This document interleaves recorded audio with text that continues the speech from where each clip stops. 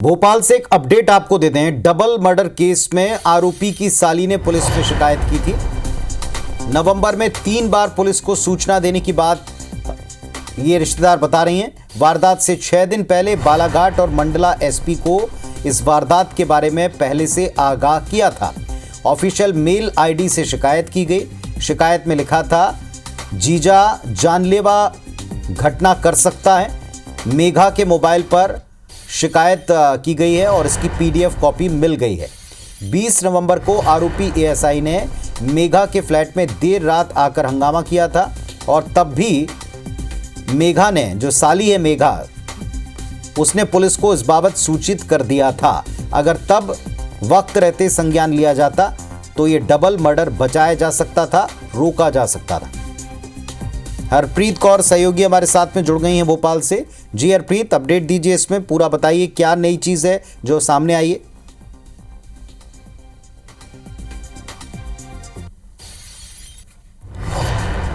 संपर्क हमारा उनसे फिलहाल कटा हुआ है। फिर आपको बता दें, डबल मर्डर हुआ है और इस केस में अपडेट ये कि अब साली की शिकायत है कि उन्होंने 2 बार एसपी दफ्तरों में बाकायदा लिखित मेल किया है और मेल में एक पीडीएफ प्राप्त हो चुका है जो ये बताता है कि 6 दिन पहले एसपी को, जिसमें बालाघाट और मंडला दोनों एसपी को शिकायत की गई थी और अपने जीजा की संदिग्ध हरकतों को देखते हुए इस बात का आशंका जताई गई थी कि ये इस तरह की जानलेवा हमले कर सकते हैं। अगर उस वक्त इस पर संज्ञान लिया होता, गंभीरता दिखाई होती, तो ये मामला बचाया जा सकता था।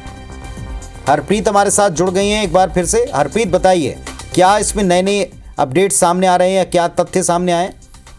देखिए, बिल्कुल जिस तरह से आरोपी एएसआई योगेश मरावी ने अपनी पत्नी और साली को मौत के घाट उतारा, इस पूरे मामले में खुलासा हुआ है कि मेघा उइके, यानी आरोपी की जो साली जिसे उसने मौत के घाट उतारा, उसने 1 महीने यानी नवंबर में ही 3 बार पुलिस को सूचना दी थी।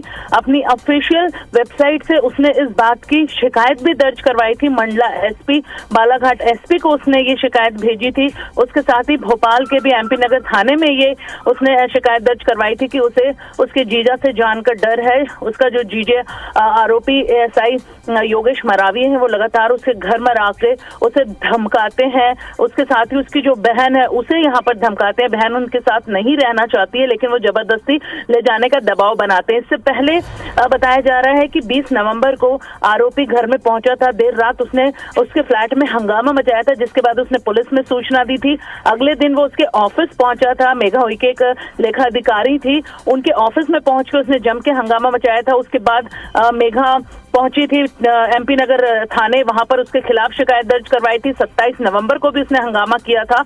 लेकिन अगर समय रहते पुलिस इसे गंभीरता से ले लेती, उसे पकड़कर पूछताछ करती या फिर अपने तरीके से उससे बातचीत करती, तो शायद इतना बड़ा जो हत्याकांड है वो नहीं होता और आज विनीता और मेघा जिंदा होती। लेकिन फिलहाल बताया जा रहा है कि ये मोबाइल से मेघा की जो शिकायतें पुलिस को की गई थी वो यहाँ पर पीडीएफ मिले हैं, लेकिन शायद समय रहते पुलिस चेतती तो आज दोनों जिंदा होती। जी, तो सवाल तो यही है कि अगर वक्त रहते इनको देखा जाता, अब अगर अंदर इतनी घालमेल है, अगर इतनी लापरवाही है, तो आप सोचिए कितनी और शिकायतें हो सकती हैं, कितनी और वारदातों को लेकर इस तरह के खुलासे हो सकते हैं। फिलहाल सवाल तो बड़ा गंभीर है, देखते हैं इस पर जवाब क्या दिया जाता है। शुक्रिया आपका इस अपडेट के लिए।